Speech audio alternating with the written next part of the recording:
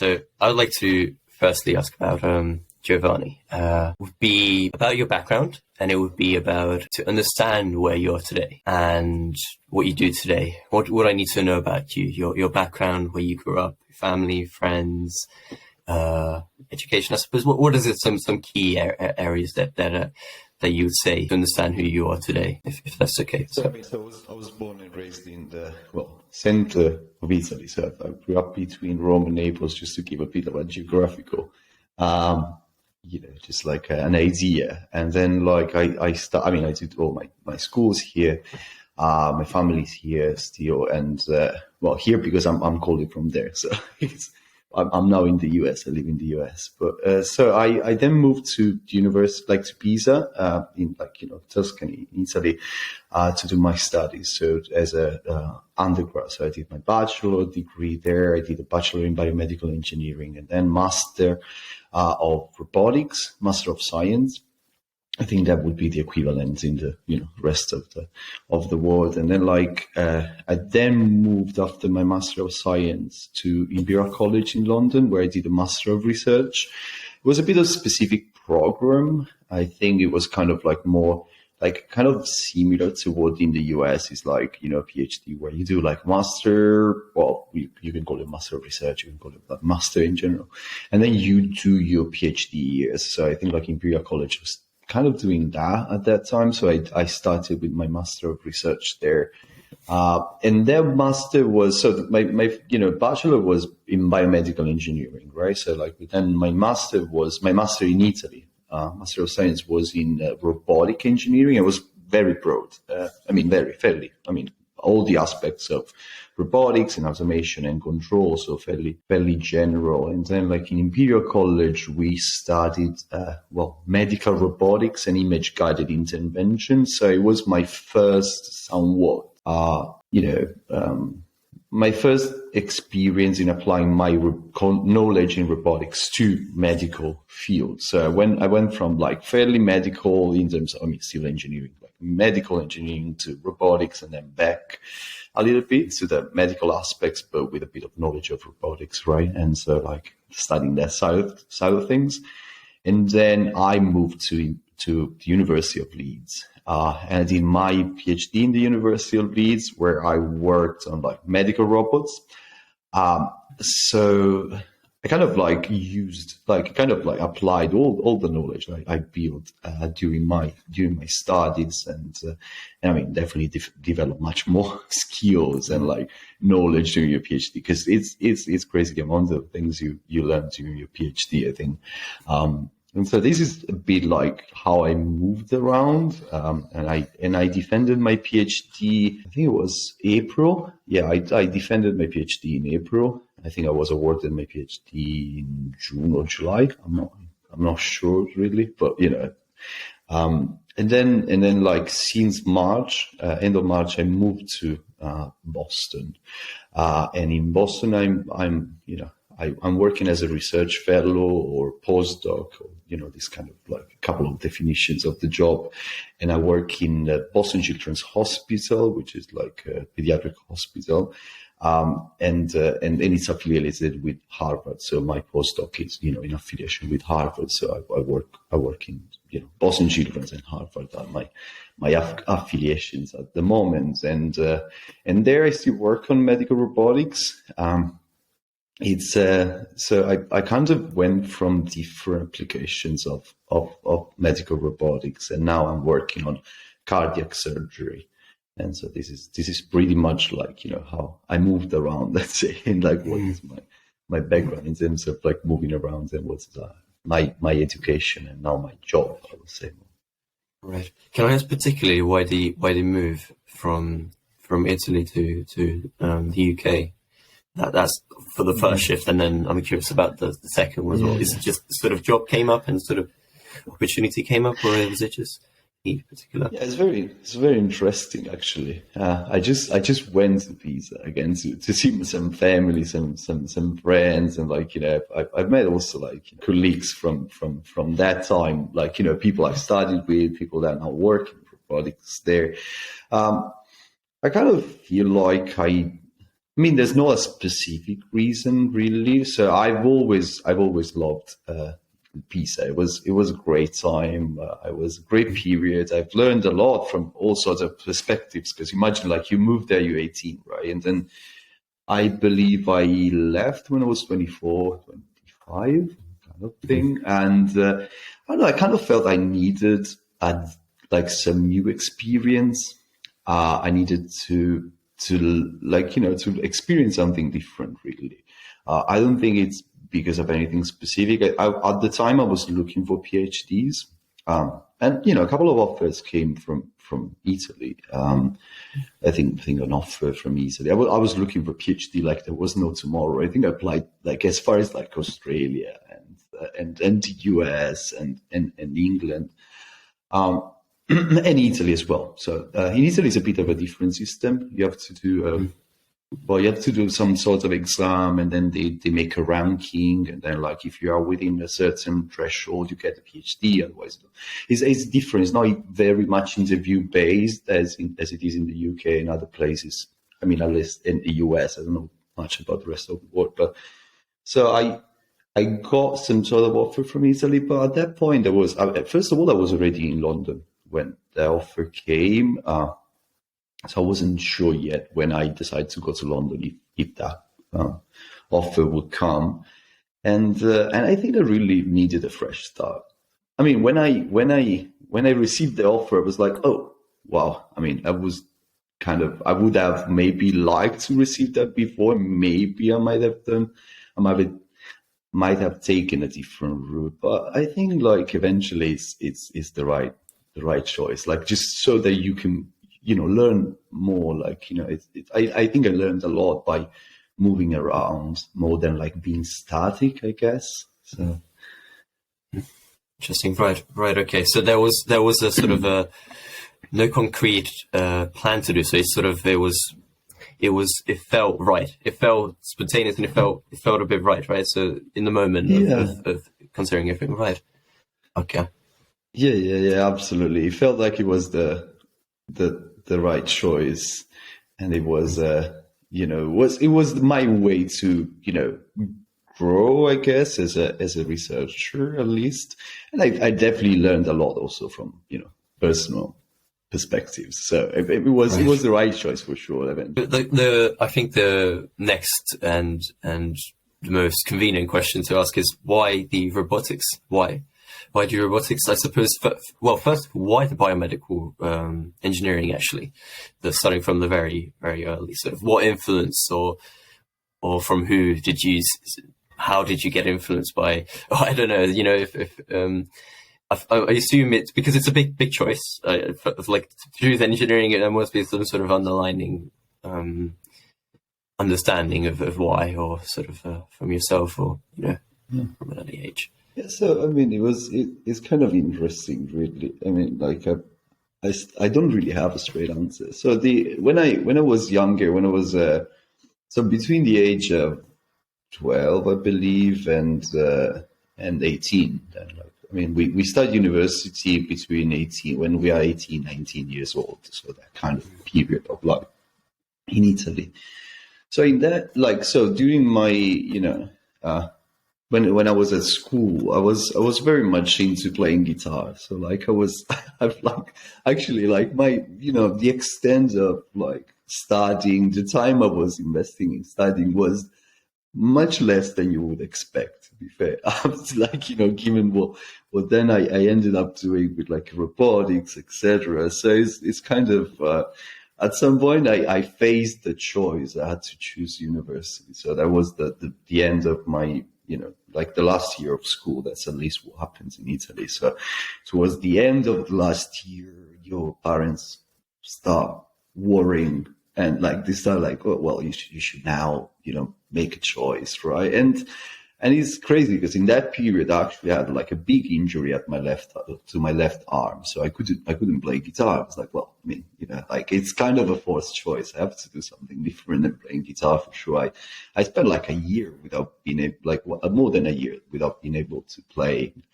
So it was a bit not very good for me. And so I don't know if I would eventually, when I would have gone to playing, but it was kind of my dream job, I guess, at the time. And so I was like, I started looking around, and I think like one of my teachers at the time, but one of my teachers at the time, she was teaching maths and physics. I think that was the area, the subject. And she was like, she told my parents, I don't remember well, I went for like that I should have gone for, something that was math or physics or engineering. And I was like, I didn't believe that, I was like, I don't see me doing that. I don't see my studies, being like I don't see myself being very strong in that kind of area. So, but then I applied for biomedical engineering, and at the same time, still in the University of Pisa, I did some like test to get into biotechnology. I think it was biotechnology. So I was a bit like, I kind of felt I wasn't gonna be a good engineer. And so I was like, okay, let me do something. I'm not a good engineer, but not as inspired by engineering as such. And I was like, well, let's do something bioengineering. Somewhat like in my head, it was like, well, maybe the bio side would inspire me. So I've always been more inspired by the idea of, I guess, like bringing some benefit to medicine and that area of things. So I guess that's the way I entered. Like I was lured into engineering thanks to the bio. Let's say that's more the way I would describe how I got into engineering. So, and so yeah, that's how it started. Like biotechnology. I don't know. Like at the end of it, I decided not to pursue that biotechnology side, and I was like, okay, let's try engineering. And then, the first 3 years, the bachelor, I was like, the more I was going through the bachelor, the more I realized that was like the engineering side was what I was liking the most. And so I wanted to do more engineering, let's say. And so, yeah, that's how, I kind of like, I started engineering not without a passion, but not with as strong of a passion for engineering. And then I realized there was things I like it was what I liked really doing. And so I was kind of lucky, I would assume, so doing that. What are some of the things that you found of interest to you that sparked during the degree that really caught your attention? And I suppose why as well?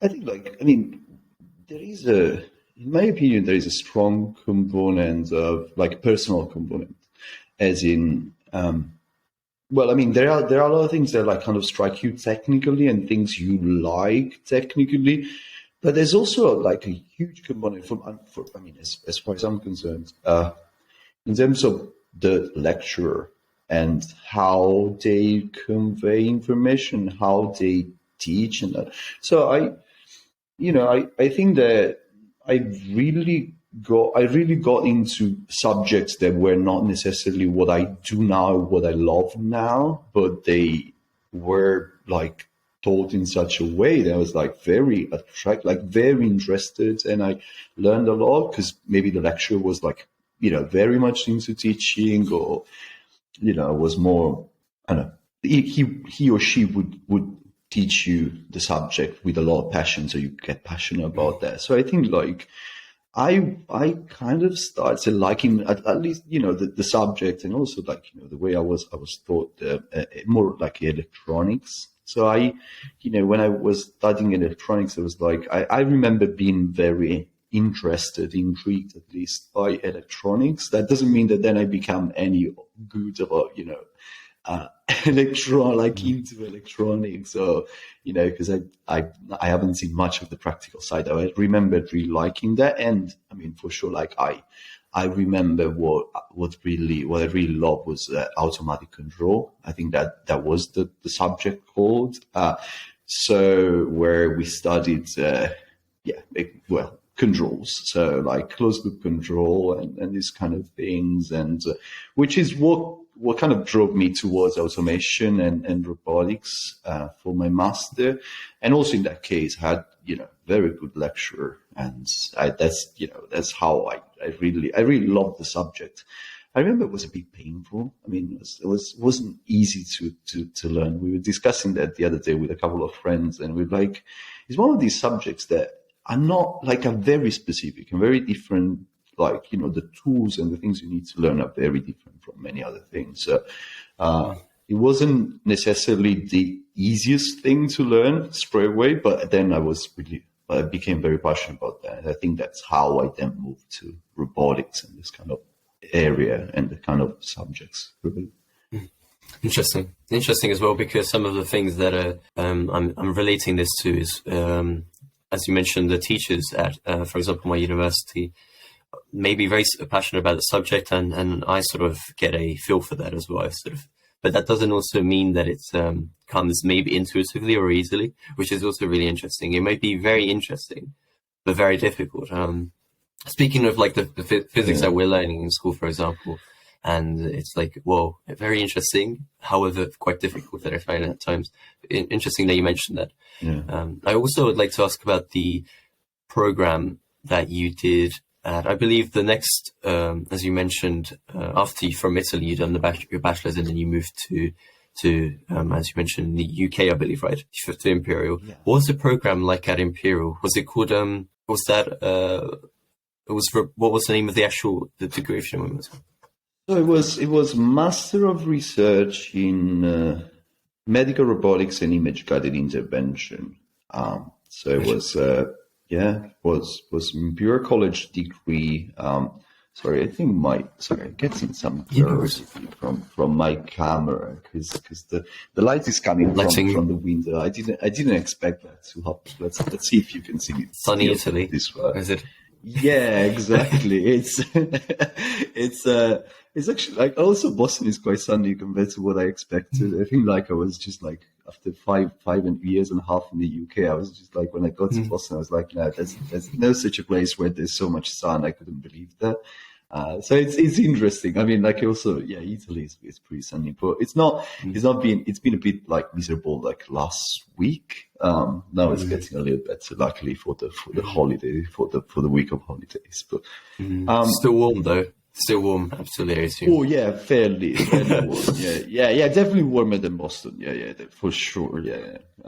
I think like we were like 10. Like I think we hit like 15 degrees like this like last week in Italy, and it was like it's ridiculous for a lot of reasons, but it was not too bad to experience. So you were asking the. Sorry, the program really, but actually it sparked an interest in me, and I wanted to ask. You mentioned the degrees as well. I'm curious on the unit of measurement that you are used to. The imperial metric, or that changing in America and the UK. I don't know if that sort of was any sort of difference as well.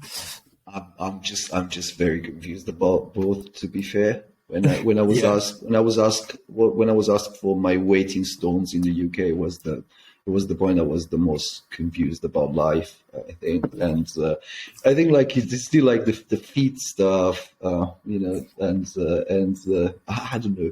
I really try to translate everything to metric, to metric system. Because I still get very confused. I remember when I got there, one of my relatives, he's Italian American, so he lives there. He was born and raised there. He lives there for since forever. And I was talking to him, and he was like, I was like, well, I think I really like Boston for what I've seen so far. I just like that was spring, right, when I arrived. I was like, well, I'm a bit scared of winter because they tell me it's very cold, and he's like, not very cold. And I was like, what? I mean, like, what? That's you, the first person to tell me that. It's like, guys, it's just 0 degrees. I mean, that's the coldest it gets. And I was like, 0 degrees. I've experienced 0 degrees. Then I think about it a little bit. I'm like, you mean Celsius, right? It's like, no, I mean Fahrenheit. It's like, okay, that's a very different 0 degrees. And then like there, I was like, that was one of the moments where like the, units measurement, it really changed my, the perception of life. So it was, but it wasn't cold for him. So I guess you just need to live there like a few decades, and then you get used to it, and you're okay. So it's all right. I still have to see when I go back. I think January and February is what's going to be the coldest. But so yeah. So back to your question about Imperial College. So yes. There was a Master of Research in medical robotics and image guided intervention. So which is very interesting. And I think like it really combines what you need to know probably when you approach at least the field of medical robotics I work in now. So when once medical robotics is it's a fairly broad subject, right? So like you got people to study as I do, more the interventional and diagnostic side of things, which means, you have a patient and you want to either do surgery or you want to do, I work mainly in the endoscopic procedures, and actually like, how would you call that? Is more like, intraluminal devices. So whatever you would do by accessing the, natural orifice or making like a very small incision, and it's more like endoscopic procedures. Could you define actually? Would it be okay for you to define I suppose endoscopy, I believe it is called.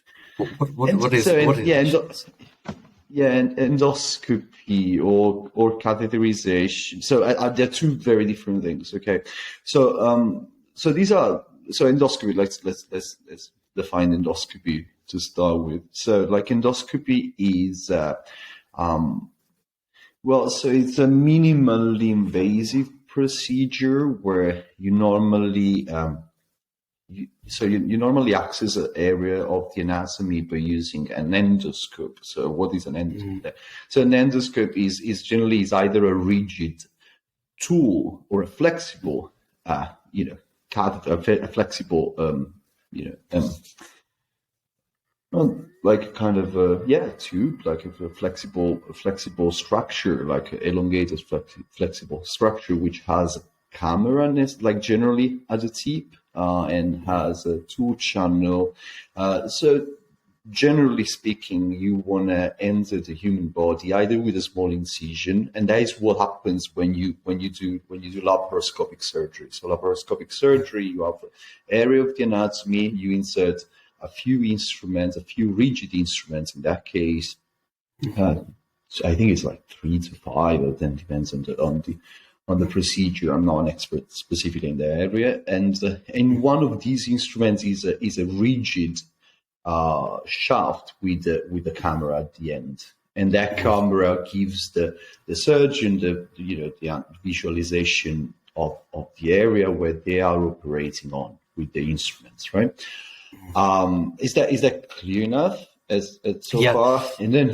And then flexible endoscopy, the same tool is flexible, and is generally used in that case by accessing a natural orifice. So it could be, like from the anus, you want to navigate through the colon. So inspect, which is some of the things I did in Leeds with my XPI, Pietro. I was just going to say, I've seen this. This is quite in Leeds that they were doing some of this, developing a better, or I think it's a material smoother, or some sort of that it's more comfortable. I think it was. Hopefully, this is going to be better. So I'll start again. So yes. So if when you access from the anus to and you want to inspect the colon, which is generally done to analyze polyps. It's a procedure that is like is strongly recommended. I don't remember specifically at what age, but I think like after, at the age of 40 or 50, like between 40 and 50 for male. I'm not sure about women, but I think it's a bit later, but it's still in that range. You are suggested to go through this endoscopic procedure, which is called colonoscopy. So it's an analysis of the colon. So they can inspect polyps and sometimes do biopsy. So take out some of the polyps so that they can analyze it, because like sometimes those polyps can be precursors of tumor, colon cancer, colorectal cancer, which is one of the deadliest, I think, and most common forms of cancer.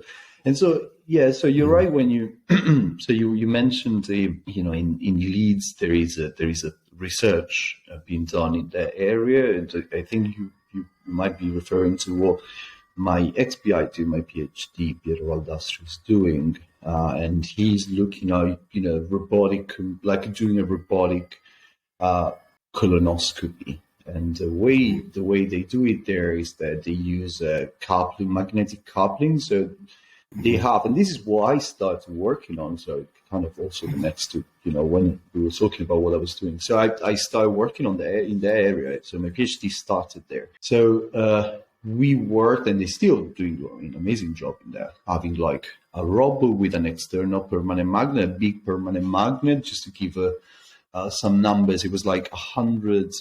I remember it's like 101 point something. I don't remember inches, but it comes from inches, so it's not an exact measure in centimeters. So it's like 100 something centimeters length and 100 diameter. I remember the one we were working on, and so it's a fairly big one. And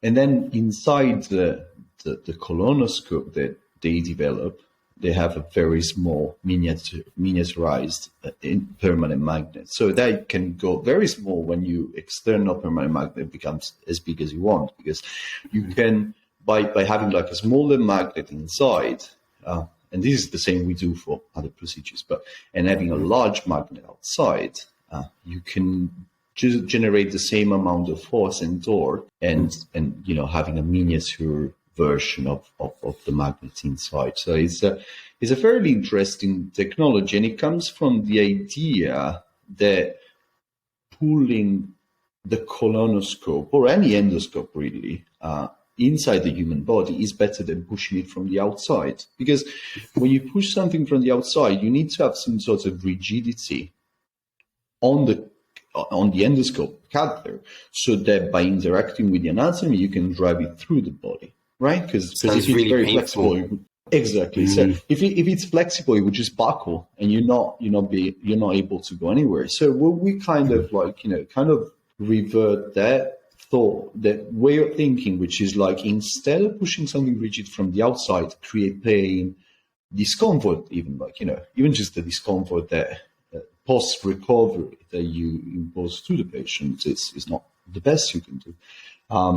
And then you could, in some specific cases, in some, not in every endoscopic procedure, but, in general, you could actually create damage to the patient, because the anatomy is relatively soft compared to the rigid tools you use to interact with them. So in general, robotics is not just, people working on magnetic robots, but in general, roboticists, the ones who work in this field, they're trying to develop, some of them, softer versions of these endoscopic tools. So by developing a soft version of that, you naturally have, increased the safety. So you're not interacting with the anatomy in a disruptive way. You are creating less pain. You're creating less discomfort. But when it comes to endoscopy or endoscopic procedures, or like in intraluminal devices, or anything that you really want to navigate from point A to point B in a convoluted anatomy, in something that is not like as easy as, well, I insert something inside and I get to B, right? You need to go through a convoluted anatomy. Now, when you want to push something and it's soft, it will just buckle. But if you have a magnet at the tip, the idea is that you can drive that magnet around. So you can have a much softer version of the same instrument with the same capabilities, but at this stage, you do not have, I mean, with this technology, you don't have the problem of having to interact with the anatomy in a disruptive way. Does it all make sense? Like what? Yeah. Is this the one where it's supposed to, if I remember correctly, because there's this course on FutureLearn that University of Leeds put out called Medical Robotics. I'm not sure if you've seen. You may probably have. And if I've seen correctly, that this is controlled by a sort of a robot arm, a magnetic robot arm, if I'm understanding correctly, and the patient through wherever. Okay, right. This is right. Interesting, because the Leeds is quite what I've seen is they're quite big on the medical robotics side of things, and that's what I'm not sure why this has came to be, but some of the solutions that I've seen, some of the people that are working, as a lot of people are quite popular leads that are doing this. It's interesting. It's very interesting. Like some of my colleagues, they also developed autonomous navigation routine, which is, I think, one of the many, but I've always been very fascinated by that specific work. My colleague's name, who worked mainly on that project, is James Martin. He's a PhD as well. And they did this like navigation where they used the camera feedback to autonomously navigate inside the colon. And I think I was very fascinated by that. He's done a lot of work in the autonomy, like how to add autonomy and some autonomous procedures on their platform. And it's very fascinating work, really. So meaning there's no human influence in that, really. So it navigates its environment. Yeah, some of the things. So, like, I'm not 100% sure if there's no human. I think like what we try to do mostly is having like, and this is like kind of like that connects to a broader, broader area of robotics and medical robotics, where we're trying to have a supervised autonomy. I mean that's what we call it. I mean, I think most of the people call it that. I call it that, which is like, the surgeon is still in the loop, right? So we don't completely, give everything to the machine, right? To do. There's still a human in the loop, but some low-level tasks can be done by an autonomous controller, higher level controller. In general, when it comes to these kind of procedures, navigation is just it's kind of almost like an automatic thing that the surgeon has to do. All right, the surgeon wants to, do things like, I don't know, like a biopsy of a polyp. They want to give the medical input, right? And sometimes what we try to do is like automate some of the procedures which are like navigating to the target. And this is something we did as well. And I think you wanted to know more about, the paper that came out, and I believe it was a paper in Soft Robotics, the journal Soft Robotics, where we did something similar for bronchoscopy. So for navigational bronchoscopy, which is like trying to navigate to the target in an autonomous way. Is one of the things that like many researchers are trying to achieve now.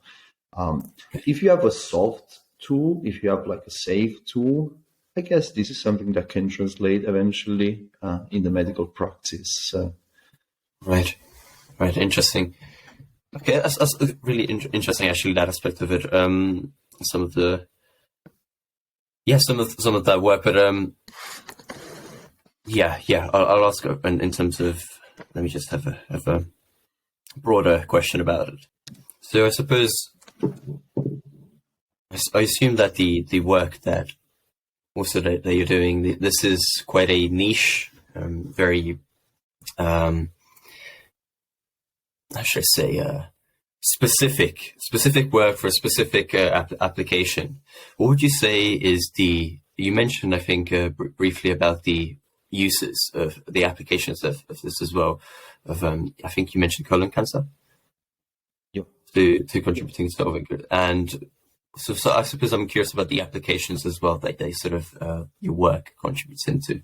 So I mean, like, there is the colonoscopy platform that I mentioned before was very like specific to colorectal cancer, and then they got very far with that. Whereas I've sort of like I transitioned from there. That specific platform where, I mean, like you also like there are a few things to consider, right? First of all, application when it comes to endoscopic procedures is very related to how small you can get, right? How small of a diameter of your endoscope you can fabricate, and you can actuate, and you could navigate eventually. So it's really dependent. I think one of the main factors is that factor. Another factor is how soft you can be. Again, like we go back to that same concept. And very other important factor is how many, and this is very, I guess, like fairly technical the way I'm posing it, but I'll try to explain myself.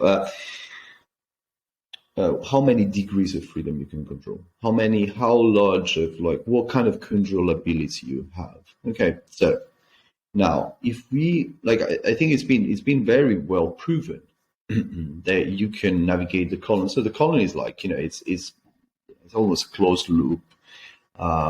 It's got like two bends, and like it kind of like folds on itself. I mean, I'm sorry for whoever, like experts of anatomy, that I'm trying to describe the colon in a very bad way, but it's like, it's kind of like, it's a loop, right?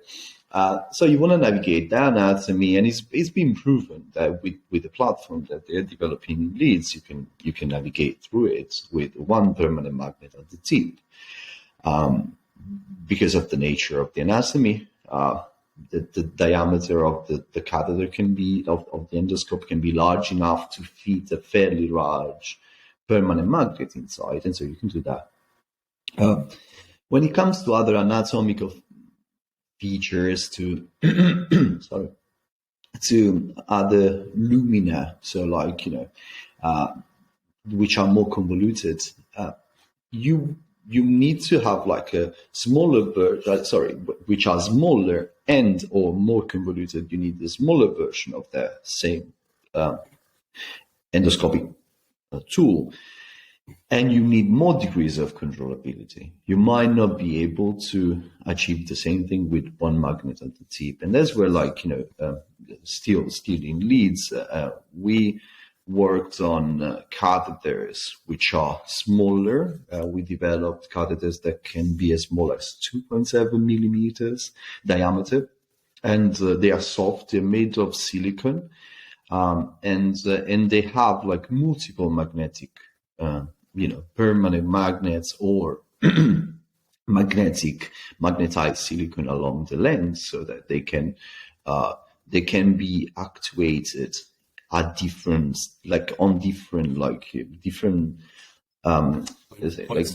points. Exactly.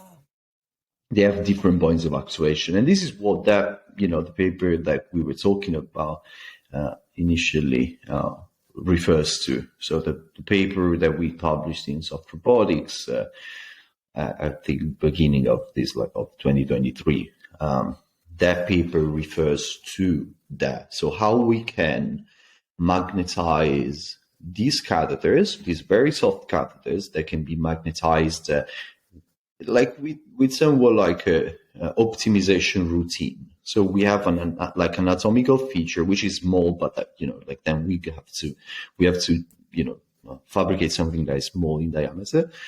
It's convoluted, so it's not easy to get from from point A to point B, where A is the insertion point and B is the target.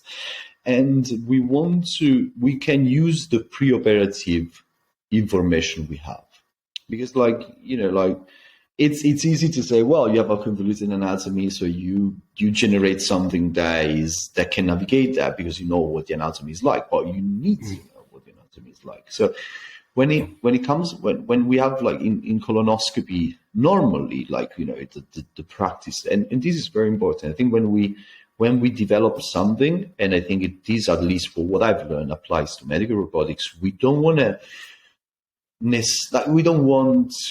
at least at the beginning, to completely disrupt the current workflow. We don't want to go to surgeons and or clinicians or like nurses and like, you know, like all the you know, really the team, and say, well, you do it this way, you have to change it completely. You have to do it my way. It's never gonna land. You know, like no one wants to change completely the way they do it.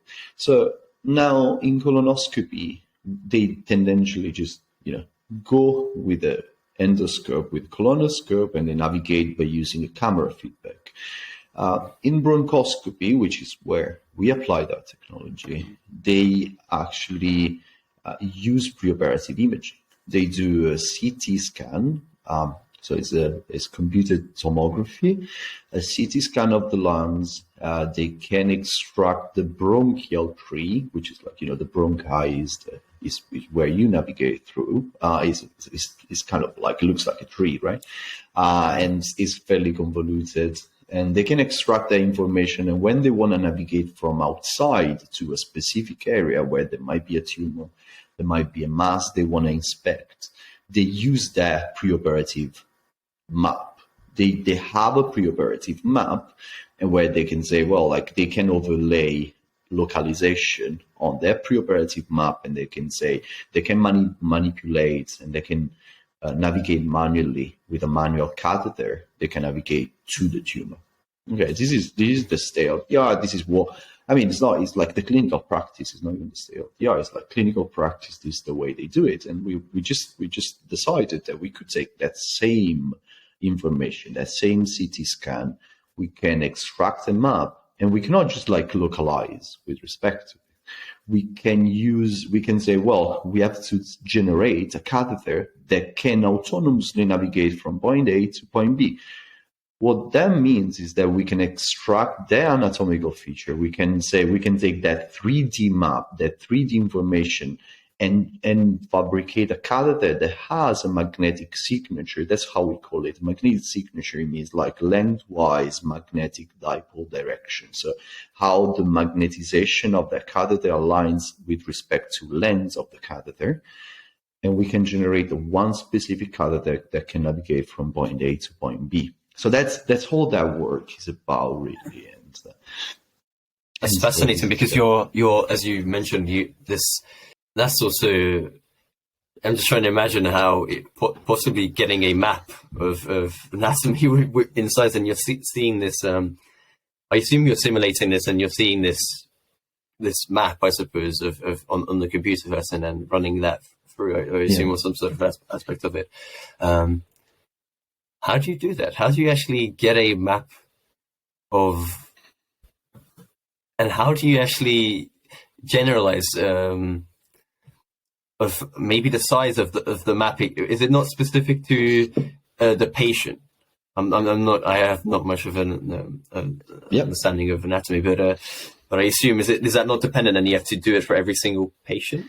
Is that, or? Yeah, exactly. So the way we saw it is exactly like that. So there is, I mean, clearly anatomy can vary, as you mentioned. I mean, it's not. We don't have all the same anatomy, right? Like, so every patient, like the anatomy of each patient is different from one another. So there are two ways that people would approach the problem, and this is not, we're not, you know, the only ones who look at the anatomy to generate a specific device, right? So like to fabricate a specific device, but, you know, like the way you could either do that. You could either extract these like anatomical features. Some people do that, and they say they take a sample of like 100 people. I don't know, like, you know, whatever significant number, I guess, but, you know, like a bunch of patients, and then they try to extract some sort of mean, and they say, well, like, you know, this is the way the anatomy looks like averagely, or, you know, and these kind of things, and then they create an instrument that will sort of good for everybody, just because they use this variety of patients' anatomies. The way we looked at it was like very specific. Like we wanted it to be specific, because what happens is in the workflow, roughly, I mean, I'm not, I cannot speak for everybody who does bronchoscopy, but the way that works is that the patient goes through a CT scan, they do a scan, they extract the anatomy, they can reconstruct, because like the CT scan is a 3D map. Okay, so you get what is called so like it's like you get voxels, like you get the 3D information of the anatomy, and there's intensity of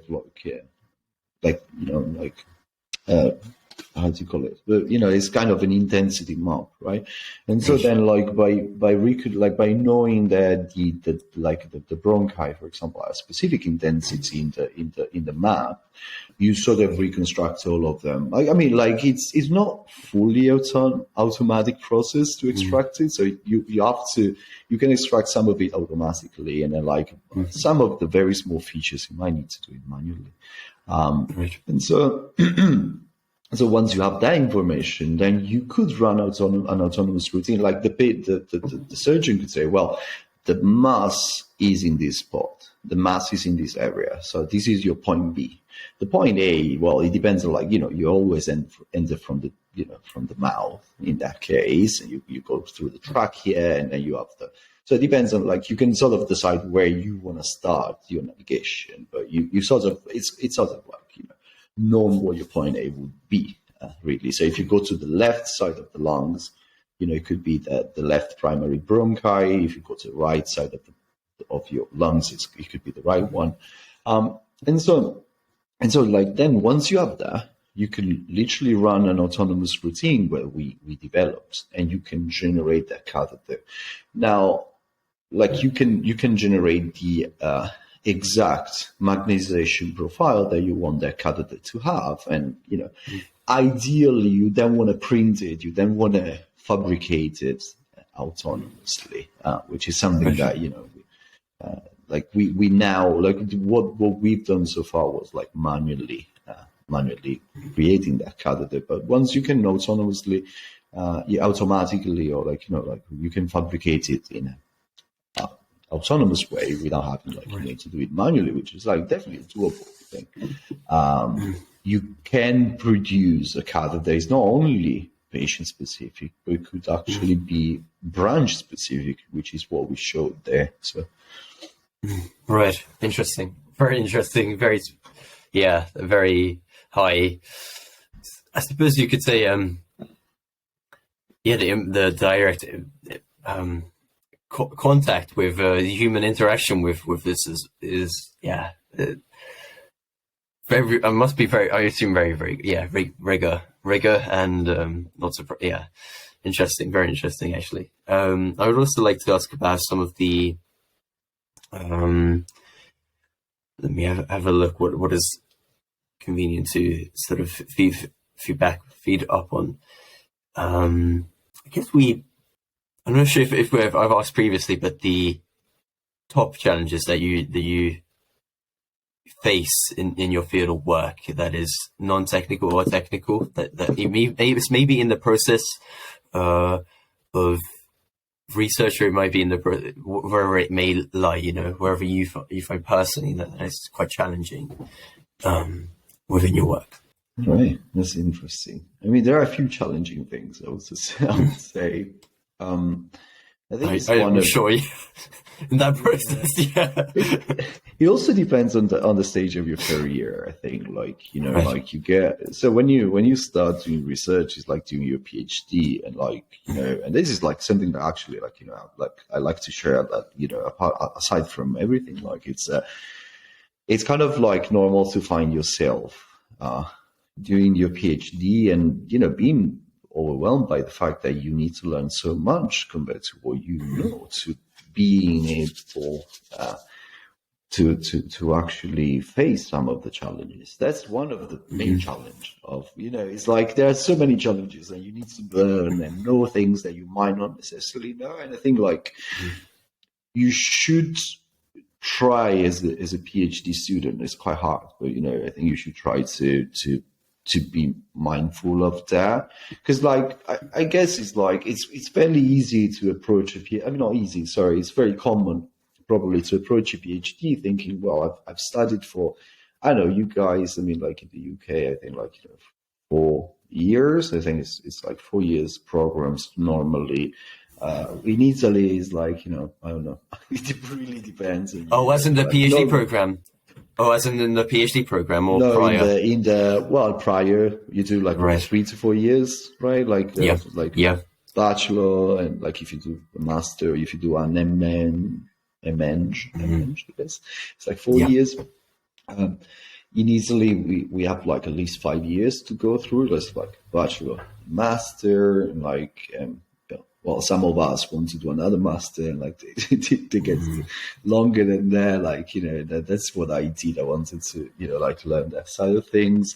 But anyways, the thing is that you approach a PhD more a lot of times, you say, well, I have so many years, I've learned so many things, and this is how am I going to approach the problem? So you think you kind of feel like you're given a problem, and you know how to solve it, because you're like, well, I've learned all these things, so I'll take any of the tools. It's like having a toolbox, right? So you're given a problem, and you're given a car to fix, which even being an engineer, I would never know where to start from. But you have your toolbox, and maybe to fix that car, the screwdriver you have is never going to be good. So you need to go and get another screwdriver. And this is something that really happens, not only as a PhD student, but mainly as a PhD student, because in that case, your toolbox is kind of not as full as it is when you gain some more experience. And so that's definitely one of the main challenges. And I think as a young researcher, so a PhD mainly, you end up facing that kind of problem, and sometimes it feels maybe overwhelming to having to learn new tools, but it's definitely what makes your career brighter to some extent. So you have to just be mindful of that, just try to learn as much as you can. And I think mainly you need to learn from, not mainly, but a very good resource is people around you. I strongly believe that without many of my colleagues during my PhD, so during my time in Leeds, I mean, also before, don't get me wrong, but, that's where I did my PhD. So I did most of the learning and research. I learned so much from many of my colleagues. And you need to kind of be humble. I mean, not kind of, you need to be humble in general life, but, in that specific setting, you need to be humble. You need to be able to go and ask. You need to be able to have. I think the best thing to have as a researcher is a good team, and that team doesn't necessarily need to be the people who sit next to you, but which should be. But it's nowadays it can be even international. You can have friends from anywhere, which is amazing. I think we're living a great time in that sense. You can have friends from anywhere. You can shoot an email. You can drop, have a call. And this is what I tend to do. And so it's very important that you are well, I have this problem. I've never seen it before. I know that somebody could know how to face that problem. Let's go talk to them. So it's really important that way. So this, the challenge is really facing problems you've never seen most of the times. And for somebody, sometimes the challenge is to go ask. And I think that's very important. It's really important to be open to asking for advice and to be open to giving advice, because it's the base of research. Our emails are on our papers, so you sometimes just the corresponding author email is on the paper, because anybody can send you an email, should be able to send you an email. You should answer. And this is something, it's happened to me the first time I believe like a couple of days ago, nobody has ever sent me an email to ask me about my work, and I got this email from, I think it's some colleague. I think they were master students from somewhere in China, and they sent me this email. I was like, it was very exciting, to be fair. Like I was like, well, first of all, somebody wants to read my work, which is interesting, and then like you can, and so that's the reason for which I believe, we should be able, like, should be open to talk to each other about what we do, because this is the way research really grows and becomes effective, really. Right. The interdependence of everyone contributing, and it's not an individual thing, because I actually don't. Yeah. If you could, if you don't mind, would you be able to like talk about the I suppose to get an understanding of how it actually works, of the process. You have a supervisor, and you're given is it random, or is it a problem, or is it more based upon what you choose? I've heard that from a couple of people, that when it comes down to the research, it might be whatever we have in store right now to do, and it depends on the university as well, what they have that they're working on as well. So it very much, if you would like to do interest that you're interested in, you may need to look for those universities that are within the realms of your interest, really. If that makes sense. I can. Yeah, absolutely does, and it's. I think it's one of the things that is hard. It's the hardest thing to understand when you are looking for PhDs, or you are already enrolled for a PhD. So I think it's very interesting to understand one thing. So like there are a couple of ways your PhD gets funded, and it also depends on the country, right? When we talk about the UK, I think like there are two main schemes, and one is like, well, the university has funding for a few scholarships, and they are like, okay, we have, I don't know, I can say 10, and each of them is given to a professor, I think, and then like they can advertise there, and they can get somebody to work on their scholarship. But there is another way to, like, another way is that a PI, generally tendentially a professor, has funding for a specific project. And the way that works is that when I apply for grants, and apply for funding, I write a project that has to be convincing for somebody who would, hand out money. So that could be UK, like British, in that case, British funding agency, which, like, for engineering, we're talking about EPSSC. We have other, other funding bodies which are specific, some for medicine, and Cancer Research UK, I think, is one of them that, like, does like cancer research, and so they tend to keep money on cancer research. And so in those projects, I mean, the PI and the person that is hiring you for a PhD, they have to show that they have done what they're supposed to do with that money. So, like, this is one of the situations where you kind of like, you should decide to go for that PhD based on what the call is. So you should speak very clearly with your future, in that case, supervisor, and be like, and your supervisor should be like, okay, these are your tasks. This is the kind of deliverables, in the case there are deliverables, and the kind of goals that we need to get through we need to achieve during your PhD years, which in the UK is like between 3 and 4 years, I think, and so these are, and we just need to be very clear. And you as a candidate should make sure that you really like and are passionate about that work. Because if you're not, then, it's like 3-4 years of your life that, which are hard to go through, at least. I mean, it's super easy to do a PhD. And then, like, you might end up not even wanting to work in the field anymore. And so, like, it's a long time that you spend, and you might end up wasting if it's not what you want to do in those years and also in the future, because yeah, I mean, you can also like repackage your set of skills and be like, okay, I did medical robotics PhD lab, you know, I have these like 10%, 20%, maybe even 50% set of skills that can apply to self-driving cars, and you go do that. But you know, it's not as easy to you go into, you know, a company or another university if you want to stay in academia and be like, well, this is my 100% of set of skills that you need from me, and I can use, because in that case that's very specific. There is another, I think that there is another way of approaching a PhD, if we're talking specifically about that, which is, and that depends on the country you come from sometimes, not even the country you study, which is having your own funding.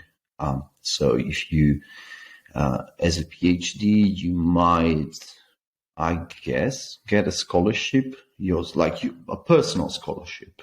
Some people come from other countries, and those countries are like, well, we give you, you know, we pay your studies to do a PhD, and then you come back here. Or, you know, like there are all sorts of schemes. They are like country specific. I'm 100% sure, like, you know, that in the UK you can apply for this kind of scholarships, and they are based on your you know, based on what you propose. And maybe in that case, I'm not 100% sure, maybe in that case, I mean, it depends on the scholarship, it depends on the supervisor. So again, you might go to the supervisor and be like, well, I have funding to do my PhD, and either you want to work on the things they do, or those, you know, that person might be the person to discuss a certain topic that you might want to work on, given your scholarship. So maybe the scholarship, you know, is specific to some project, or maybe it's not. I think in general, you know, a PI who's been working, I don't know, in medical robotics in my case, or any other aspect, they have such a broad knowledge on what, you know, on the subject that you might want to trust them. Like, you know what I mean? Like it's easier that they know what's best to research about than, you know, like maybe like if you don't have like that broad knowledge when you finish your studies and you go through to a PhD. So it's good to have that conversation. I think you should have that conversation and trying to understand what is best also for you and for, you know, in terms of projects and stuff. Right, that's interesting. Some of the people that I've spoken to suggested or rather from their experience, that they went into industry and they got their I guess professional registration to be able to. I'm not sure why that might be interesting, like in terms of industry. And then they came back and did the research aspect, or beside it, which seemed like really, really difficult actually, to balance with work and over a long, like it's a period of time, but with work and that aspect of it. PhDs are also. Oh, sorry. It's like, yeah, PhDs sometimes are also sponsored by companies, maybe. So there might be some situation where you work for a company and you are getting a PhD because the work in the company and the work with university overlap. There are sometimes like collaborations between industry and you have industrial partners as an academic institution. So maybe that is also another thing. But I'm not, you know, I'm not like fully 100% sure about these kind of schemes, but I believe there might be some. You might speak with somebody who's done that, who knows better about that. But that happens as well. And yeah, for sure, you could go work in industry and then go back and do your PhD. That's definitely an option. And like, you know, maybe you have like 10 years of experience before you start your PhD on a topic. And, you know, that's very different than like finishing university. But yeah, I you know, like that's very specific on the person, I guess. Right. And the transition from university to another university that is abroad.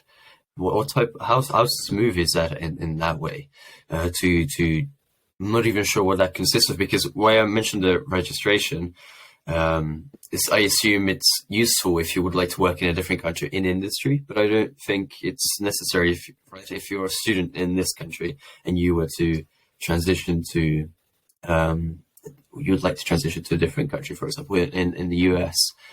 I don't understand that aspect of it as well, and because I've heard as well some of the people who finish their studies here, whether that is undergraduate or maybe postgraduate, they may move to a different country and to do their research in the US. There might be more funding available. I'm just generalizing. I'm not sure. Might one be of the more, reasons sorry. might be funding may be available, but perhaps in terms of. So I'm not sure if that's if you know about that sort of thing about it. Do you think? So wait, sorry. We have. So you asked like how it is to transition from different countries, different universities. Yes. So that's a part of the question, right? So yeah, that's it. That's part of the question, because I'm not sure if this is a what sort of thing this is. If this is how it works, if you transition because based on the research program that you see in the US, or is it based because it might, it could be for a couple of reasons why you might do that. I'm just not seeing the perks really of why someone may do that abroad, like to transition a whole different country to do something for a program, So there are different aspects, right? So like it really depends on what you want to achieve, right? So like yes.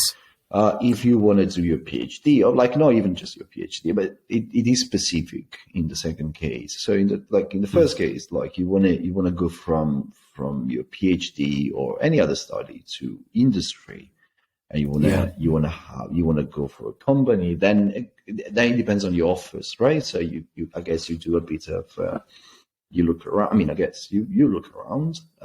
Sometimes you get contacted by some company, and they're like, "Oh, well, we want to hire you." Or sometimes you go to a company, and you're like, "Well, I want to be hired." So you get a few different offers. I would assume, and then you just decide for the best. And like if you have to move to another country, you move to another country. When you in academia is.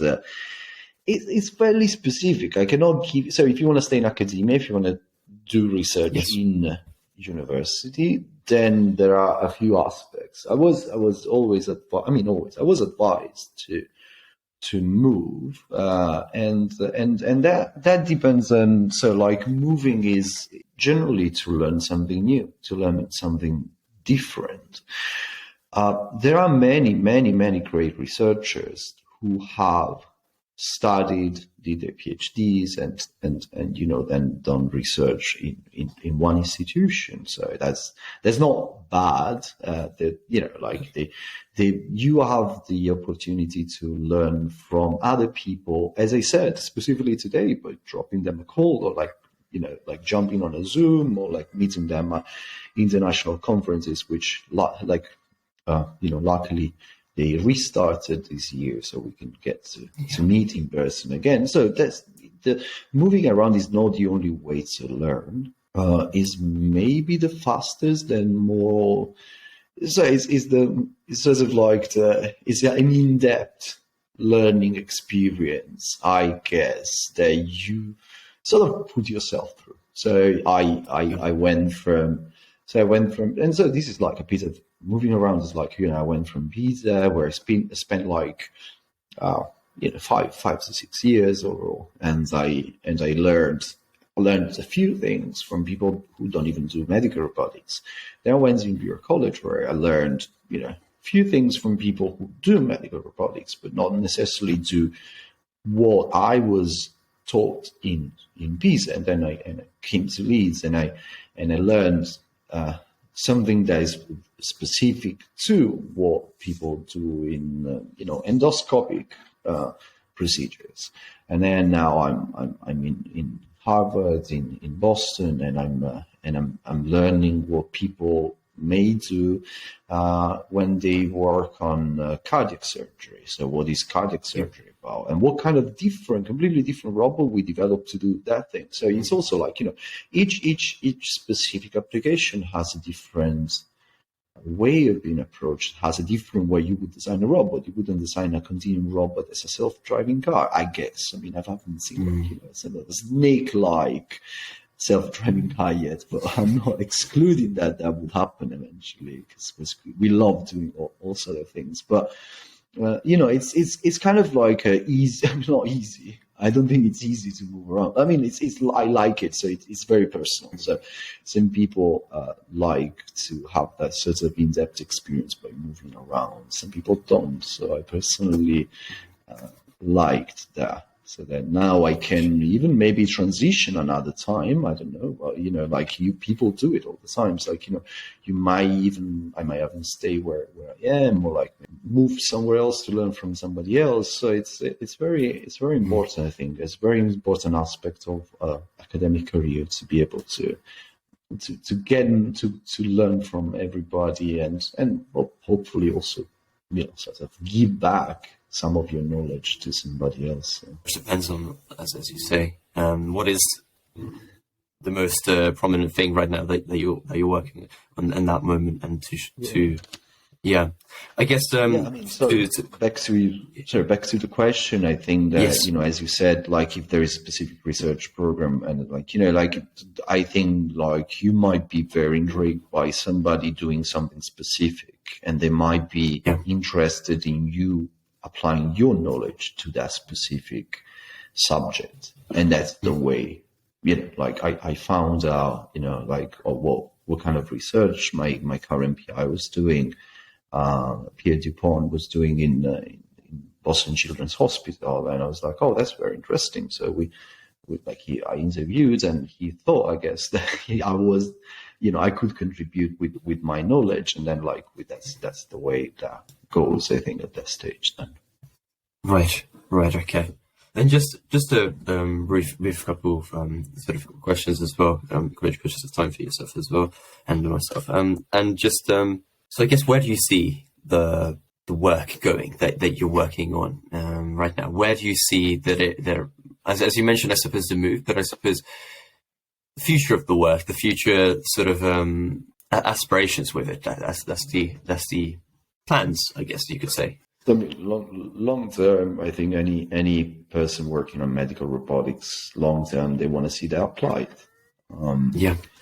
They want to see that transition into the clinical practice. They want to see that their work being applied and helping, I guess, people who might need that sort of things. I believe so. There's one of these things like, we believe that what the robotic component could do is to, we say, democratizing, right? Like medicine, which means like, we don't want to replace the surgeon necessarily. I don't think that's not my goal for sure. I don't think that's the idea. The idea is, well, if every surgeon could perform like similarly, because they are given a set of tools that can help them, perform, better since the beginning. Just like, like surgeries have a very steep learning curve. Like, you don't take the tools that you have available and you operate on a patient and you're, the best straight away, right? You need to learn, and you need many years of practice. So I think that's one of the main things is that we want to do is like provide the surgeons with tools that can help them straight away and to perform that surgery or that diagnostic routine. And so that helps the patient, right? Because every patient would eventually be able to receive the same standard of care, which is very important. So I would love in the long term my the things I do being applied for to the patients. And so like that's what my main push is going to be really in the next years. And in the short term, I need to investigate really what kind of what kind of applications, like what I've done so far, can benefit from. So like, there are, you know, every technology has their advantages and disadvantages, right? So what that means is that we get to a certain level with the technologies we develop, and then we say, well, we need to do A, B, C, so that technology can be transitioned to another application. And that's pretty much what I'm doing now. So I'm talking to surgeons and clinicians to understand what I've done so far, like how we can translate, like, you know, we can solve their problems and maybe how to improve it so that we can solve like a broader range of problems. So I think I like in the immediate future, still like a bit of an open question, trying to understand how what I do can improve the standard of care, and this is what I'm doing at the moment.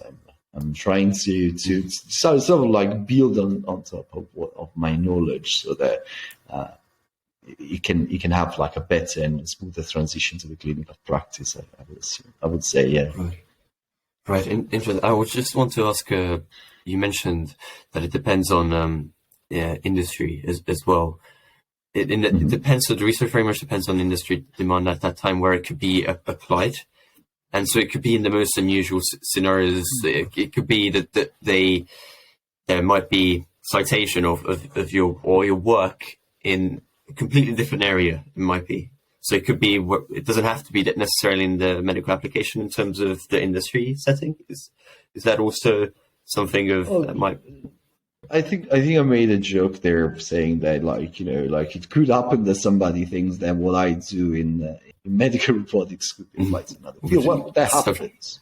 That happens so much, and I think like maybe not as much the practical aspects, but you know, the theoretical aspects. I mean, like there is a lot of there are a lot of things that can be applied to a broad range of robotic platforms. I think the other day I saw great colleagues and, like, you know, researchers doing, you know, like applying some technical knowledge from field A to field B, and you're like, oh, well, that's brilliant. That happens a lot. It's sometimes, most of the times, I think it's more fundamental results, more fundamental science, like, you know, maths and physics, that can kind of like, you know, like interact, or like say a specific technology could be applied to another.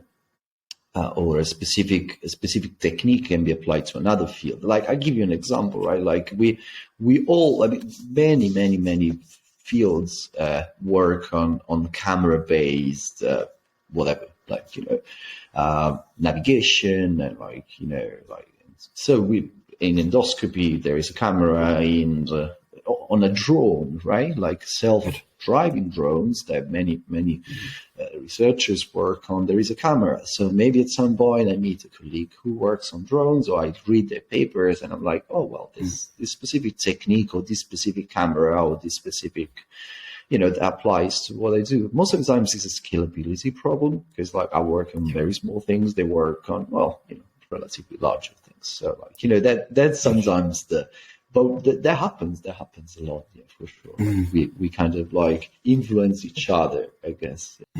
Right. And I guess my last question would be, Giovanni, would be your suppose, I get your advice, and then what you're from your experience, for individuals that think that they're interested, like myself, interested in work that is very broadly, I guess, aspiring engineers who are undergraduates, but they're sort of trying to find their path in terms of what is it that interests them. They're learning a variety of subjects right now, very broad, and they're getting the concrete foundations for setting themselves up for the next steps. I guess what would you say is maybe even zooming back, if you can remember at the time, what would you say that you maybe would have done, or would have done differently, maybe that, or I don't know, like just your advice in a way, if that makes sense, for the individuals in my sort of position very early on, and looking at different insights into what is it that that really seems to be of interest. And yeah, because some of the before we came on the call as well, for me it was like the broad education or the more specific very early on, as much as I can to niche down, and that categorizes myself, put myself in a box in a way. What is it that yeah if that makes sense. Interesting. I think again it really depends on the education and where you getting your education from. So in Italy we have a very, very broad and I say fundamental. We do a lot of fundamentals. So we study a lot of fundamental maths, a lot of fundamental physics, and then we build on top of that. And not necessarily we get to a lot of practice, maybe, which I've seen. I mean, I never taught I did some guest lecturing in Leeds, but not really taught any practical, done any real teaching. And so, but I have seen them maybe in the UK there is more it's more applied, so you get more hands-on work done, more hands-on projects where you do practical things, which is very good because I think students need to be engaged. And I remember, I think many of us, when I was studying, many of us were like, what do I do with all of this? How does, I don't know, I'm trying to think of the most exotic thing we studied that, most of the people have never applied, but, how does, all these algebraic methods or geometrical methods apply to practice? And then and then eventually you end up, applying these things, and you're like, oh, okay, yeah, that's why I know that. That's why I've learned that. So I mean, I don't know if it's because I do research and we normally do more theory-based work, but yeah, you end up using a lot of things that you don't even know why you learned in the first place, and maybe that would happen 5 to 10 years later, and then you have to go look for them and you have to relearn them. But there's a very huge difference between being okay, I might need this, and I go look for it, and I've never seen it before, and I then need to apply it. Okay, and then it takes you very long time, and if you instead know about that and know what you might need to use in a specific case, even though 5 to 10 years later you don't even remember what that is really about, but you have it there, right?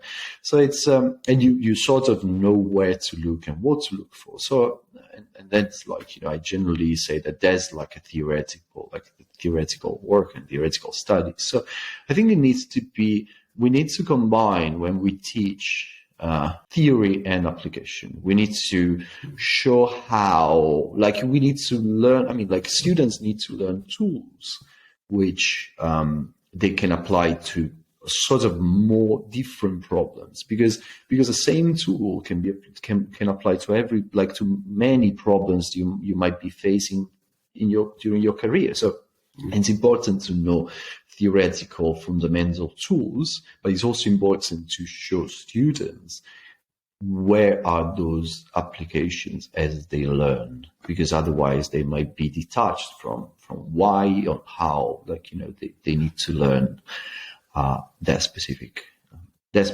tool and that specific subject. Does it make sense what I'm saying? Yes. So, yes, because it can seem kind of, as you mentioned, unnecessary, to learn about this when you're trying to work, when you have an idea of where you may want to work towards, and it can seem very, very far away and as you mentioned, detached. So the application, I think, is very important. And what I noticed recently as well in my education as well, we have an ethics module or ethics module in my university, and that seems to be very important to understand why we might be doing engineering in the first place, and and that the fundamental question of what it was going on. But I also think that it'd be quite interesting to have a module of history of technology module as well, which is, I guess, extra readings in terms of not maybe empathized upon, but like we're learning about something that has been advanced upon so many different times and maybe reevaluated to where we are now. Even the theory of this is interesting, and my physics teacher does this quite well, which is, I think, really important. The conventional current and why we still stick to the conventions of the current flow when it's actually from the, and it's just like, because it's just standard now at this point. To relearn everything might be so that's also so important to learn about, because it gives a connection with the material of like, I am part of this this generation of upcoming engineers, and that I can have some positive impact. I connect this with like the 60s, the for example, I think it was very cool, if I might be wrong, to be an aerospace engineer, to be working on these programs that contribute into going to the moon, for example. And when it's put like that, it's more you could romanticize it in a way as well, I suppose. But yeah, that's just my take on why it might be of interest to the application of the technology, and why we would like to be working on this, you know? To some extent, I mean, what you're doing, which is like talking to people not necessarily in the same field and in the same area of knowledge and subjects and stuff, it could really give, you and like other people like an idea what you might need to, like, you want to do, so that you can do something like learn and learn specific subjects maybe. And I mean, like, don't get me wrong, you should learn everything you do at university, right? Like, Yes. I'm not going to say, well, you like doing this, don't learn about specific subjects.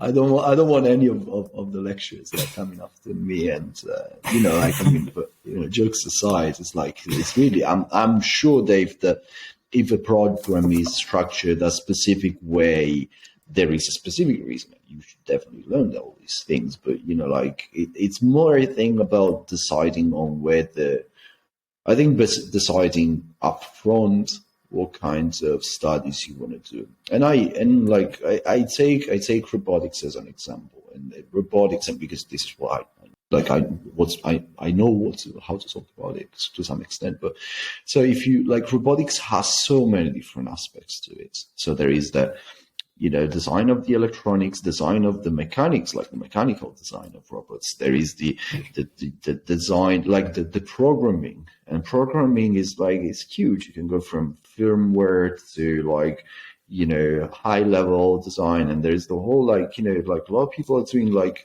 amazing things with like learning, AI. So there are so many different levels, so many different things that one might know or needs to know about, how to do robotics. And so, like, if you're gonna want to go to robotics as a electronic engineer, having an electronic engineering background, you might be able to contribute more on some specific area, which is more electronics. Whereas I don't know, as a biomedical engineer, I would contribute to that in a different way. So I might have a specific set of, like, a specific knowledge that maybe in my, when I go work on medical robots, I can apply that knowledge I have. So it really depends on that. And then if you have like, how do you call it? Like, there might be courses that they're not, you can choose between. I don't remember what's the name of that, but like, you can choose between, like, not how do you call that? Oh, well, anyways, like, if you can pick like, a specific subject, like, at some point of your career, you might sort of like use those subjects to learn more about what you want to do, what's your end goal. But I think it's important. Oh, like minors. Minors sort of thing. How you call them. And so maybe you can speak to somebody. I mean, if you're interested in aerospace engineering, you can speak to somebody who does that, and like, they would tell you how they they build their career, like what they did right, what they did wrong. So yeah, that's definitely a way to go. Awesome, that's brilliant. I want to sort of I don't really have any more really questions, and I don't want to keep your time. I mean, I found this very valuable, actually, to learn a bit about your background, and then also the transitions that you had in your sort of university career and where you are now today. I found it very valuable, and also would like to thank you for your time. It's been very useful. That's my pleasure. Thank you. It's nice to contribute if you can.